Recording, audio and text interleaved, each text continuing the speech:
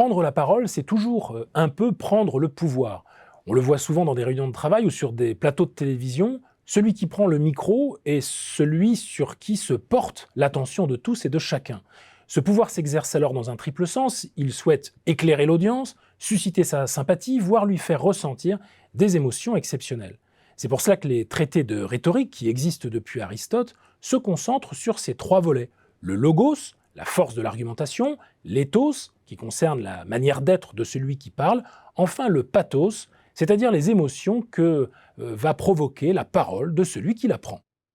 Dans son ouvrage Le pouvoir rhétorique, Clément Vitkorovitch consacre une partie de ses efforts à donner des conseils pratiques sur comment transformer cette prise de parole sur les plateaux en prise de pouvoir sur les consciences.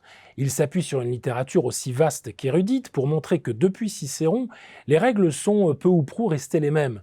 Commencer avec maestria, savoir rétorquer aux arguments de l'adversaire, résumer son propos avec des mots simples, sans oublier l'importance de bien conclure.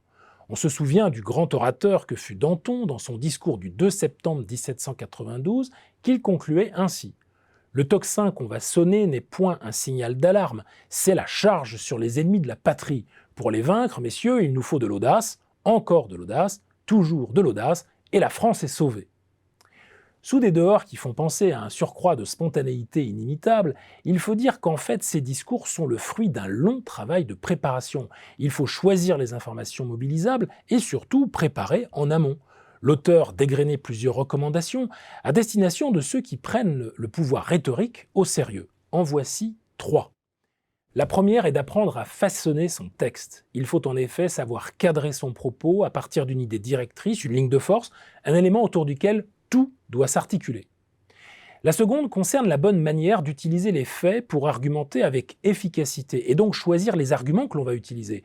Les plus connus sont les arguments d'autorité, de bon sens et de cadrage qui consistent à s'appuyer sur la crédibilité d'une personne, sur des évidences partagées proches de la sagesse populaire ou sur des éléments que nous souhaitons mettre en lumière ou occulter.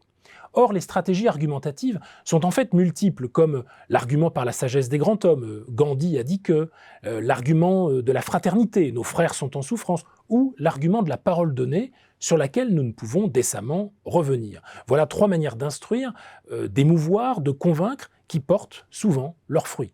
D'autres arguments surprennent davantage, comme l'argument par association qui tendra à rendre 2 phénomènes dépendants l'un de l'autre, tandis que l'argument par la dissociation tendra de mettre en évidence pourquoi 2 sujets devraient être traités séparément.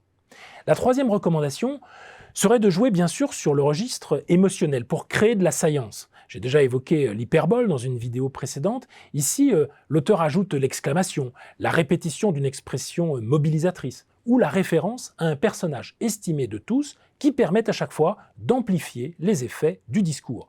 Pour mouvoir les foules, il faut d'abord apprendre à les émouvoir, en jouant parfois la carte risquée de l'exacerbation des affects ou une autre qui consiste à suspendre le flux de parole et à faire du silence une arme d'attention massive.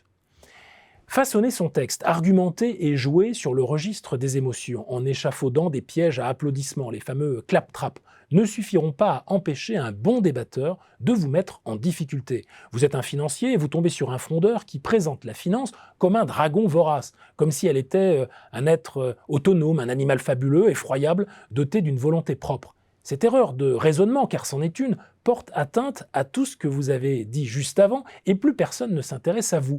Comment contre-attaquer devant la stratégie adverse? Comment faire face au raisonnement frauduleux? Les réponses possibles constitueront le thème de notre prochaine vidéo.